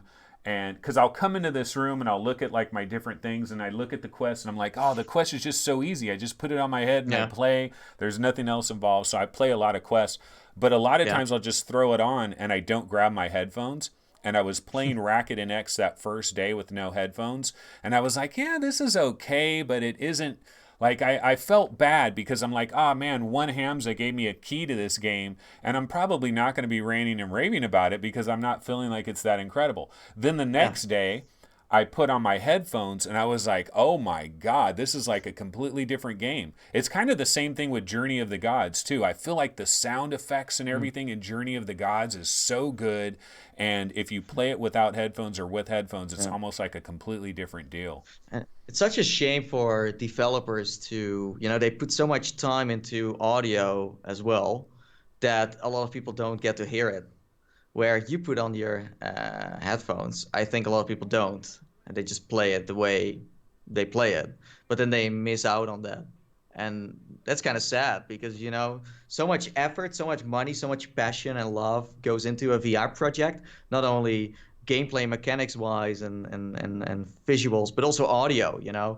I once met this company who made a total battle accurate simulator. I don't know, maybe I said it wrong, but they had their own artist, in this room making all the sound effects for their game, and that's a job on itself. And I gotta salute companies for doing that, making original sounds and make them realistic and immersive. So yeah, if you have then inbuilt audio, yeah, I can't blame consumers for that, Yeah, because well, in the end, it's easy way to get into VR. there's a lot of games where you can use the built-in audio and it's no big deal. Like you're not missing that much. Like for example, I was playing not Racket NX, but the other Racket game, Racket Fury. Racket Fury with the Yeah, robots on yeah, Oculus Quest. And so a game like that, like I can turn up the volume on the just the built-in audio built into the Quest, and it's perfectly fine. It's not a game changer. I don't need to have the headphones. But then there's certain games where you're like, man, I should have had the headphones all along. Right now I Yeah. have a trailer. This is Heart of the Emberstone, Gallery Ah, 2. And yeah. I thought the sound design in this game was really, really good. And I'm trying to think of like VR games that have really good 3D audio. And the two that really pop into my mind is Heart of the Emberstone and then also Firewall Zero Hour on PlayStation VR. Like that sound designer Hmm. needs a raise, Oh. man, because it is great. It is really good. Are there any But other it's games you can think of that like great sound design? Yeah, of course. But the ones you just mentioned have a bigger budget. Most developers don't have money for audio, so they just, they buy some stock audio. And Yeah. these ones have really been, they made audio for those specific scenes. So, for example, like audio can go so deep where you have to record audio in a room that is similar to, what you build in game. If you already screw up with that, it's not gonna sound the same. It's not gonna sound realistic enough. And yeah, I mean, clouded games and also what was it called? What is there? Not firewall. I want to say firewall Oh, zero hour, but First that's not the Contact Entertainment. first contact Yeah. exactly. Yeah. So they are very well quite large, development studios that have the time and money to make the best audio. But most games you play don't have that. Most games have just some nice loops from these familiar websites, and that's it. So it depends on how much budget you have. I totally understand if indies don't go for audio first and just go for the gameplay because you got to start somewhere. Well, But yeah, Vertigo 2, like the Vertigo 2 demo, right? You guys were talking about that. You really enjoy this Vertigo 2 demo. And these guys are a tiny little studio, right? Just a couple of dudes. I mean, it's mainly that one guy, Zach, but I think they hmm got a couple of guys working, right? But yeah, the sound design in this demo is pretty damn good. And I think they're like using some next level sound thing like ray tracing sound or whatever. I'd have to look into it more, but there was something that like appeared on the screen about the sound when it yeah. was loading up. And I thought the sound was really good, like especially really late in this demo where they have the robots. It's like you Mhm. hear them far away, like it seems like it's really Yeah. 3D. Yeah, what they showed with the new Vertigo demo is that they understand the hardware they work with. They understand what the speakers are capable of. They understand what the controllers are capable of, and they use that at their full potential. So they know exactly how to make a proper VR game. Aren't you a little disappointed with Valve though, from the standpoint like one of the complaints I have with the whole Valve Index experience is like, let's say I was just an average Joe Blow guy. I wasn't like a VR bubble guy. I'm just a regular person, right? I get a Yeah. Valve Index and I hook it all up and I'm using the controllers and stuff and I go into whatever random game and the controllers like they're kind of working, but there's like one key button that doesn't work, and it's like, I can't switch my sword into my shield, and Yeah. and so I thought in my head, I'm like, Valve, dude, why didn't you guys take one employee and put him in a cubicle for like 3 weeks and just say, test the most popular VR game, and they know the most popular VR games, test them, and we can write little code to make sure like the 50 most popular VR games, like as soon as you boot it up, it could know that you've got Valve Index controllers that are turned on, so it automatically goes into the Valve Index control mode, and it should be dialed in. Like me, okay, I can look on the Discord or like, try to change my controller bindings or whatever. But what about the Joe Schmoes out there? But you mean that everything is just straight away compatible? Yeah, I mean, it should just work, right? I mean, on Well, Oculus, things just work. yeah, but the average Joe is not buying an Index because True. first of all, the Index is crazy expensive, and second of all, Valve said that this is high-end VR for the enthusiast. And if you didn't read that warning, then you invested into the wrong headset. So this headset is not a consumer headset. It's a prosumer headset. So you kind of know what you're buying into. So an average Joe, if there is an average Joe watching right now, I think you made the wrong decision, and you should return your Valve Index and start off with something simpler. So comparing it to the Oculus platform or any other platform wouldn't be fair. Although I do think Valve needs to play a role in bringing content, because right now the Valve Index has been out for a few weeks, but it has no flagship title at all. Maybe Vertigo is the one. I mean, that's the best I played so far in my index. And yes, they have those 3 VR games in the making, but that's not enough to keep the momentum going of this headset. But we also know that Valve makes hardware. That's it. They just push it out there, and then it's up to the rest to do something with it. So it's also not, for a part, it's their responsibility, but for a part, we do know out of experience that it's not. So yeah. Yeah, I mean, I absolutely hear what you're saying, but I also think like that's true. Like I agree with all of that, but at the same time, shouldn't they strive to like be where an average Joe that had the financial capability, they could buy a Valve Index and they could have a good experience without having to know everything. Yeah, but they don't. They don't. Because you need a pretty good PC for that. And yeah, maybe there are people that buy this as their first VR headset, but will then find out that this is not it. Um, let's say if you're buying it for the hardware, then you're gonna have a lot of fun. But if you're buying it for the content, you're going to be disappointed at the moment. At the moment, I think the Valve Index is going to be a good investment. If you played the Vertigo 2 demo, you know that this is top-notch VR. This is the best of the best. And if Valve is investing into that, like Oculus did in 2016, and they asked developers to make something for them, could totally work. But if there is no money involved, if there are no money bags that are getting transferred to all these devs, nothing is going to happen. That's why most of the best games people played have been made in 2016, when Oculus was spending, like Facebook was spending a lot of money, right? That's how we got Superhot. That's how we got Lone Echo. That's how we got Arctica 1 and so many others, because they were spending. But if they don't spend, nothing is going to happen. And it's the same for Valve. You know, if they don't spend, of course, there are a lot of titles coming out now for the Valve Index, but it's mostly shovelware, and not real titles. So there needs to be more. But again, if you buy a Valve Index, you pretty much buy it for the hardware and not for the content at the moment. Speaking of like the hardware of the Valve Index, have you always been like from the time that you got it and were using it, were you always like, oh yeah, this is perfect, this has fulfilled all my dreams?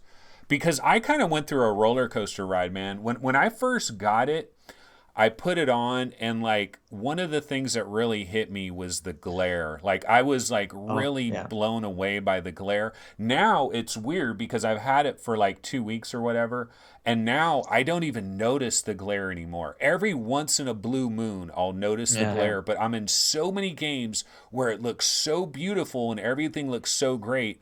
I'm perfectly happy with my Valve Index, but you could have caught me on like day 2 or 3. And if you had $1,100 and you gave it to Yeah. me, I'd give you my Valve Index. I'd say, go ahead, take it. I don't want it. The glare is too No. bad. Well, you start to deal with things. Isn't that the same for people who bought an Oculus Rift S and now have their own custom headphones on them? They also fixed their own, like, well, it wasn't their problem, but they fixed a problem that was there. And it's the same with the Valve Index, where you don't notice it anymore because you get used to it. So you kind of solve a problem without really, For so me, it was actually the games I was playing. It was like, see, if the first day I got my Valve Index, if I was playing Jet Island the first day, if I was playing yeah, Audica the first day, if I was playing Space Pirate Trainer or the Lab, oh my God, I went into the Lab and everything is just so crystal clear. It is so clean. The yeah. clarity is just beautiful. But it depends on the game you go in. Like the first game I went into, it was like, oh, Glare City, what is going on here? So it's kind of weird how like it's like what you happen to sample first. Yeah. Let's say if you are into Sims and you play Elite Dangerous all the time, it's gonna be super annoying. But if you're someone who plays all kinds of stuff, then you can deal with it. You know, it totally depends on how hardcore you are in certain areas. And I gotta agree with you. I also noticed the glare a lot, especially when lights were flickering, you know, and then you could really see things going on. It didn't kill my experience in the end, but yeah, it some people return it because of that. It totally depends how much you are into hardware.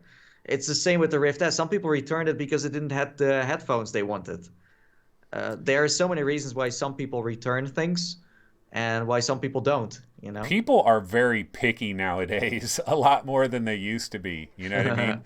They They have a are. lot of choice in the end, so I totally understand. Yeah, but well, do you really have a lot of choice? Because like a lot of these people that are Well, it's well, but they're sending back their Valve indexes, right? They're getting refunds and stuff because they yeah, paid $1,100, 1,000, whatever. They paid all this money, and then they got it, and there were a couple of things that they had to nitpick, and they're like, I don't like the glare, the controllers, I don't mm, like the way this feels, or whatever. So they end up returning it, right? Now they feel good because they got all their money back. But then, like a month later, where are they? yeah. They're back in the same spot because they still Yeah. want something better, you Well, know? it depends. Like some people return it to be part of a movement. You know, on Reddit, for example, there's from time to time a witch hunt going on how negative you can be about a headset, and some people go as far as like, "Hey, I return it to make a statement." In the end, as a consumer, you can make statements as much as you want, but no one cares. Yeah. You You're only trying got to have yourself in a corner there, you know. Yeah, you're trying to have fun at the end of the day. It's not about making points and returning it. But yeah, people are crazy about that. Yeah. But returning it, as you said, like there aren't that many options. Most headsets are the same deal. I think right now, if you want to buy a headset, you got to look at controllers because most controllers are the same. And with the Valve Index controllers, you kind of have a different thing going on. And it's not because of the hand tracking only. It's also because you have a hands-free experience. I also personally like to have a thumbstick and a touchpad. I have been like asking for something like that for ages. I always wanted that. And now it's finally there and it works amazing if you play the right game, of course, like Vertigo 2. Um, but yes, people return it, but that's a part of the ecosystem. And VR, like you gotta try a headset first to know if you like it or not. So I always tell people, listen, if you're on the fence, just order that headset, try it out. You have usually 2 weeks to try, right? And then you have to send it back. Just try those 2 weeks, send it back, and try another one because it's an expensive business. So why not just Yeah. try 4 or 5 of these headsets and then see what you like? Because it's hard to really find a headset that fits you because most of these headsets, from a marketing perspective, have no identity. If you go to the Oculus store, yes, it's kind of nice how they introduce it to you, but in the end, you still don't know if you want it or not. So sometimes you just gotta make that move and try it, and then you can always return it anyways. You know what's crazy is like if we were back in like the 1980s or something, where there wasn't all the online stuff where everything gets delivered to you. Imagine if you could just go to a JC Penney's and they would have the Valve Index, they would have the HP Reverb, they would have them all Yeah. there and you could try all of them. But we don't have that. And so No. people have to order. I kind of feel bad. Like, I feel bad for Valve. I feel bad for some of these companies because it's got to be expensive as hell for them to ship a big, huge box like the Valve Index and then to have to take a refund. And Oh they yeah. can't immediately sell that headset as a brand new headset because it's not No. brand new. So they got to refurbish it or whatever. I don't know what they do with the slightly used ones. And man, it's got to be like Yeah. all the people that were returning Rift S's to Amazon Mm. and stuff. A lot. That's got to be very painful for these companies to have to Yeah. deal with these returns. Yeah, they learn along the way, and that's why it's always so important to have a big test group that you get as a company to try your hardware, right? To be prepared up front. I spoke to this one guy who worked at the Sony team when Project Marvius was in development, PlayStation VR, and he said like we had one of the best testing teams out there, all these regular casual people that tried the PlayStation VR and gave feedback. And because of that, we could ship a very solid product, right?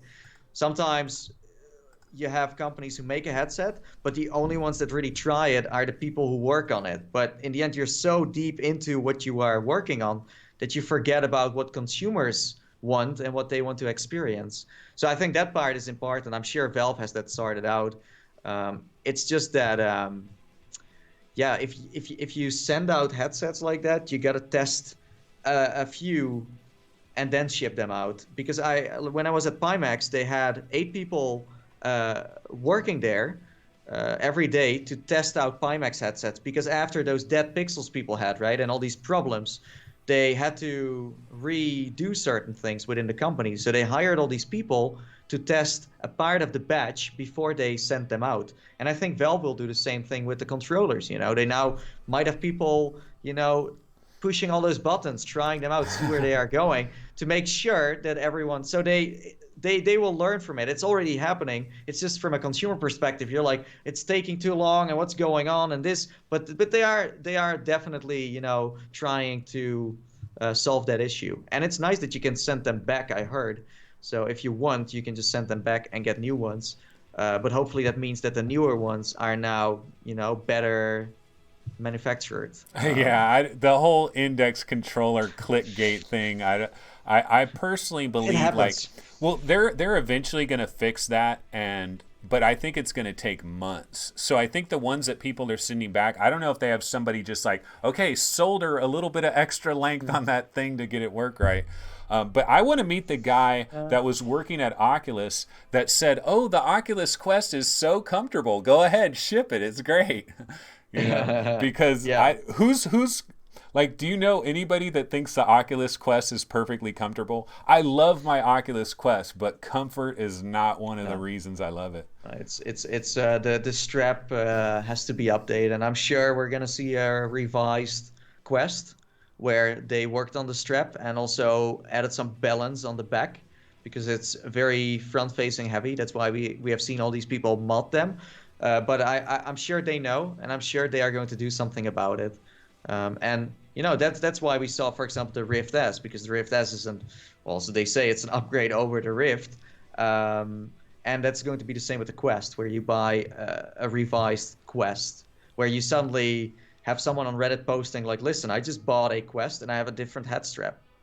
So Yeah, I'm sure yeah. they're gonna do that. It's an easy thing they can do, but they have used these straps for so long. Like, this is typical Oculus, right? These straps are always the same on every headset. I think with some knobs, they're gonna do a great job, like the deluxe audio strap. If they build something more, heavy on the back and something that more grabs the back of your neck, like the Index does, I think that it's gonna work out. Well, I'm sure they're working on something. Well, the Franken mod is such a great thing, right? Because it Mhm. does the audio and the comfort, right?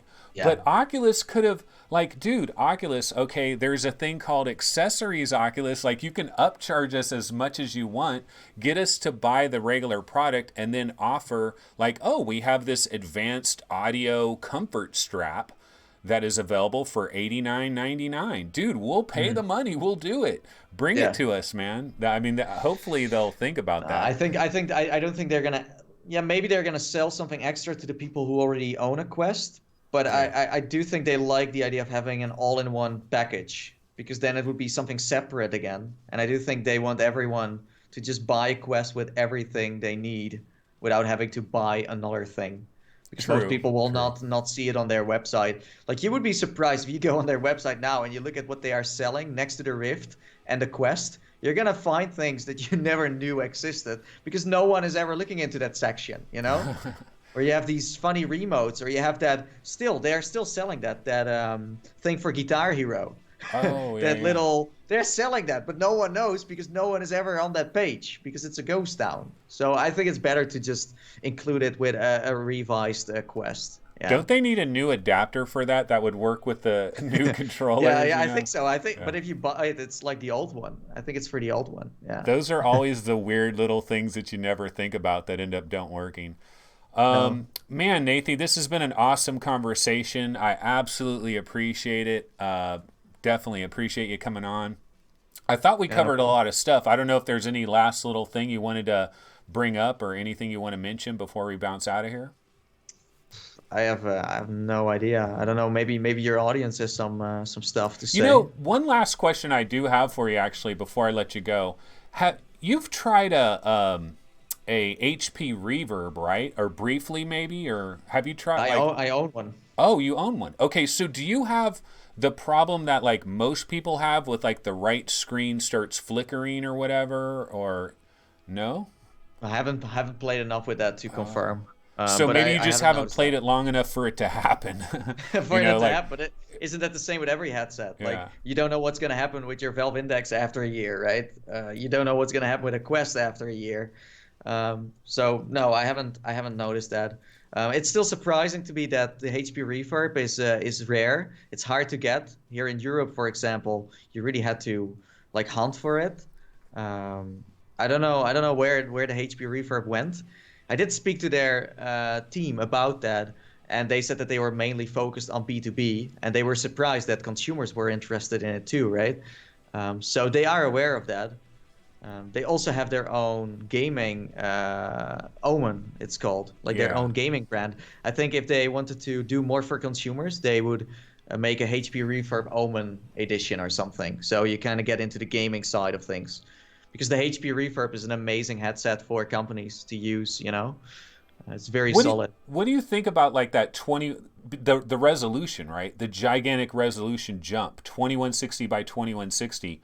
Is there anything so you're never thinking, you know what, I want to play this game in the reverb just because of that bam, that just boom resolution that just but you're okay with the Valve Index. That's your daily driver. So you're never picking up the reverb and thinking, you know what, I'd love to see this in the reverb.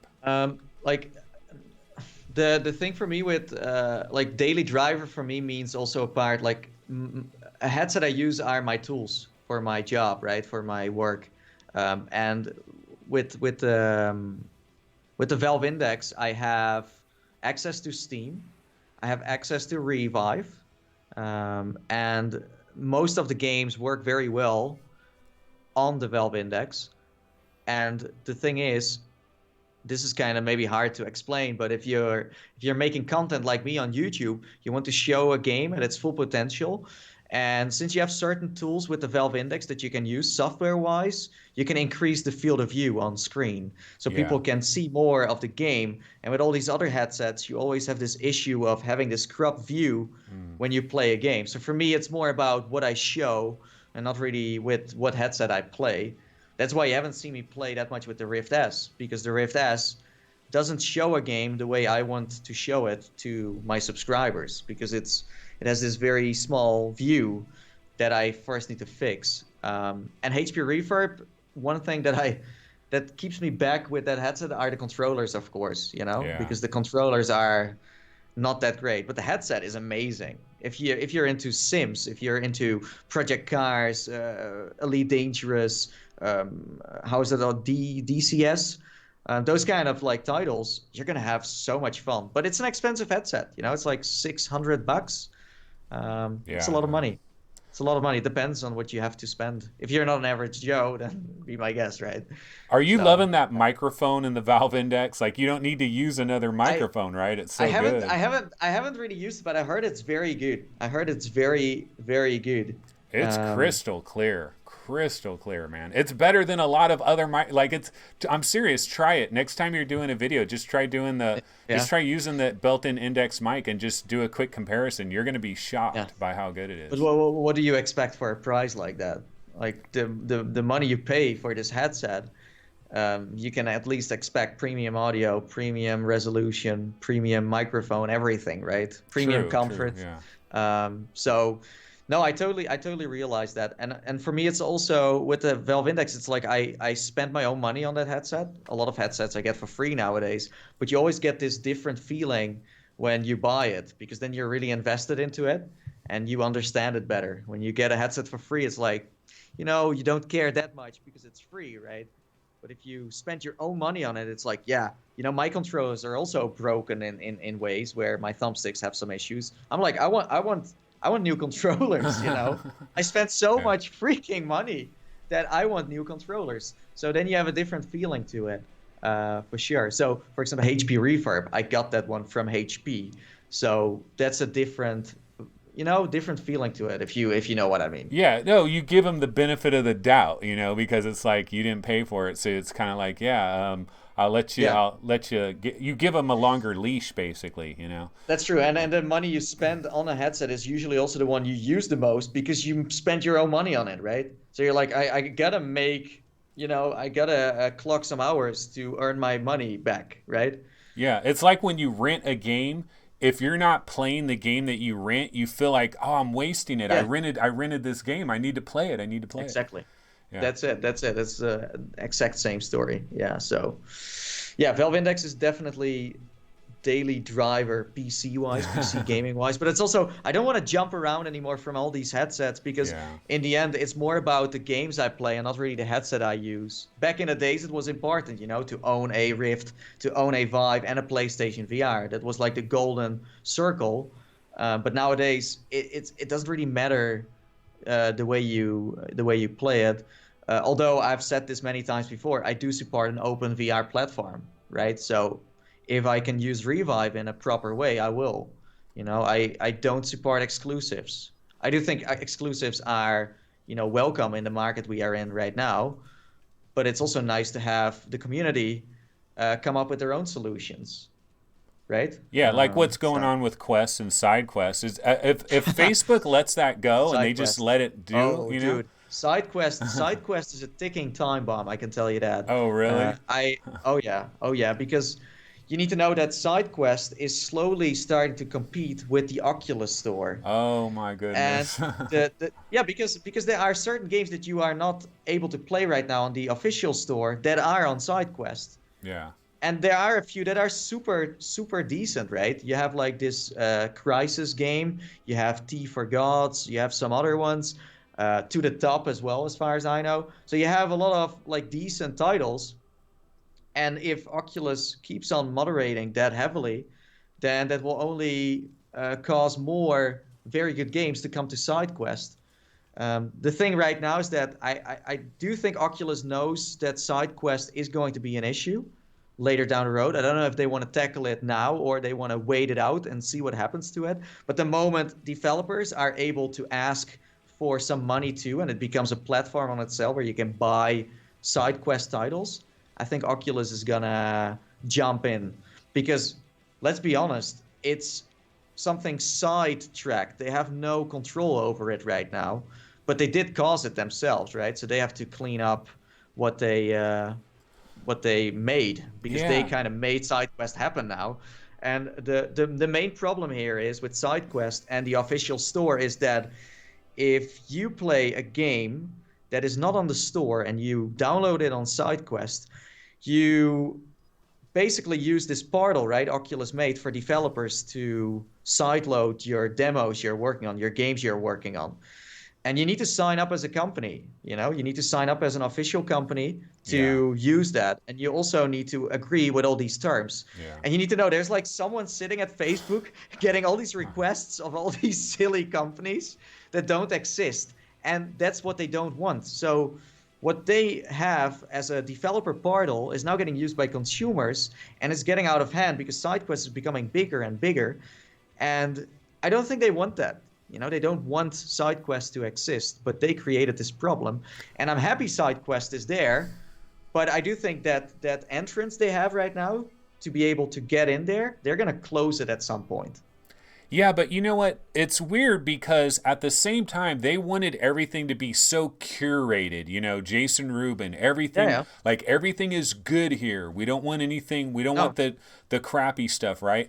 But you know what I always think back to? Do you remember when Xbox, I mean, this is like years ago, right? Xbox 360 Arcade Live, they had this like indie Xbox store where there were all these games that were like 99 cents, $1.99, and it was like an experimental thing. You know what I mean? Yeah. And you could go in there and get all these experimental games. And I feel like Oculus should just do that officially. Now, here's what they do. You have the regular Oculus store, and then you have like little experimental store thing, and then if somebody clicks on that, like a warning comes up and it says, these are works in progress, they're Exactly. experimental, da da da. But Yeah. then they could get the income off of that. They'll still get their cut off of that because yeah, there's a problem that is happening. There's already a guy that is selling a side load game, and you pay the money and he sends you the APK.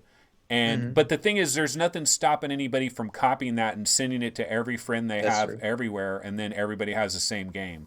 So it's Yeah. all convoluted, but yeah, that's a Yeah. problem.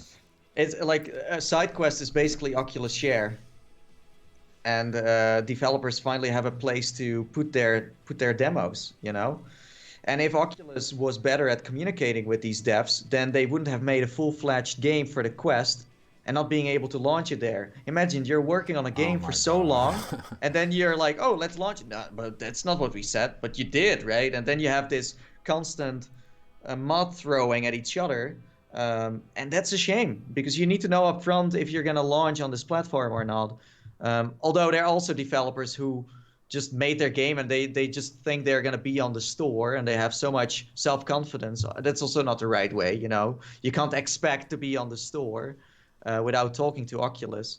But yeah, like I think SideQuest is amazing. It's just the way you have to get your like play those games on the Quest is not legit.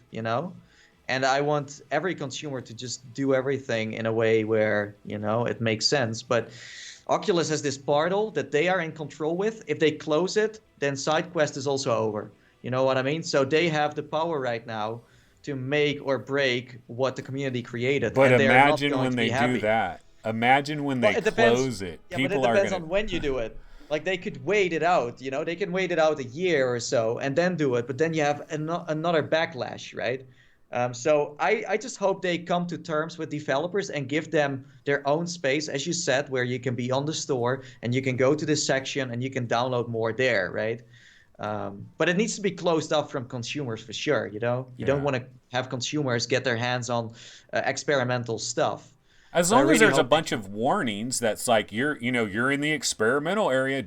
It keeps Yeah, warning you, like it warns you like yeah. 3 or 4 times, and then if somebody buys it after that, that's your fault at that point. Yeah, no, Yeah. no, that's true. So I hope there is going to be an outlet for developers and since they are so heavily moderating right now, there's almost nothing on the store at the moment. But It's people, it's okay, so UK Rifter, I don't know if you follow UK Rifter on Twitter, but he had like a review where he kind of like reviewed the Quest, and, he went through all these positives and negatives. And ultimately he said that it's like the library is really lacking. The library is really lacking. No, the library is really lacking if you're a hardcore PC VR gamer that has played all of these games a million times already. But there's of other course. people out there that have never played any of this stuff, and the library is freaking incredible for them. That's true. You know. There's so many different kinds of people, but there were also people that I know that bought a Quest, are really into shooters,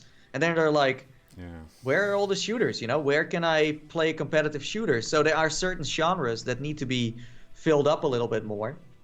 Yeah. And VR you need in to know, general, VR in general has a lot of genres like think about like real sports games. We don't have any real sports games. We have like little rinky-dink sports games, but we don't have like there's no NBA no, 2K VR. no There. competitive online.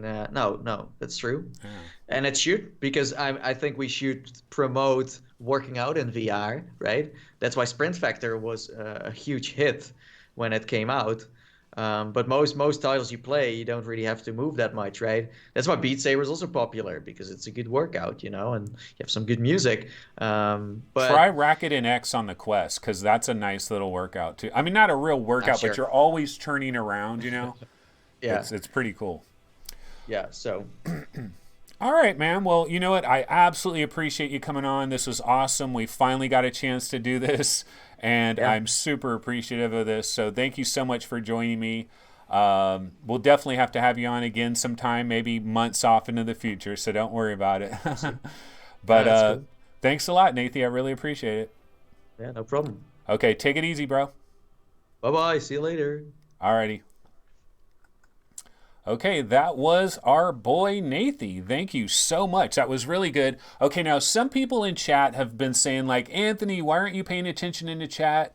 Dude, I'm trying to pay attention to my boy Nathie. This is a problem that I deal with every time I have a guest. Is it would be nice if I had another person that was in this room that was monitoring chat and then occasionally would highlight me a really good thing in chat, and then I could concentrate on the conversation I'm in and devote my attention to, what he's saying, but then have a good comment in chat. So I apologize, guys, for like kind of avoiding you guys over there in chat, or just basically not noticing you. But I definitely appreciate you. I appreciate everybody in chat. And I will watch this video later and I will read everything in chat. I liked what Onakaze said. Onakaze was like, does Nathie even know what JCPenney's is? And you know what? He probably watches Stranger Things, right? And you see a lot of JCPenney's in the most recent season of Stranger Things. The Starcourt Mall, or whatever the shopping mall is in Stranger Things. They did such a good job with that shopping mall, man. It's so awesome seeing like Orange Julius and all that stuff. It's really cool. So I think he's probably seen JCPenney's from that. But yeah, guys, that's going to go ahead and do it for this episode of VR365. Very special episode to have a major guest like Nathie come on the show. Absolutely appreciate it. Been looking forward to this for a long time. Finally was able to do it. It's kind of a relief, too, to have this over. I was a little bit nervous about this show. I don't know why, but I think it was a pretty good show. So hopefully you guys will like it. But yeah, that's going to go ahead and do it for today's episode. I will, of course, be back tomorrow again on YouTube, Monday at 7:30 p.m. Pacific time. Twitch got screwed today. Sorry, Twitch. I didn't want to do this on Twitch because it's like 35 people in Twitch chat with Nathie. I just kind of feel bad, so I had to do it on YouTube. But anyways, yeah, we'll be back on YouTube tomorrow at about 8:30 p.m. 7:30 p.m. Pacific time. I'll see you guys then. Everybody have a wonderful weekend. Take it easy and later.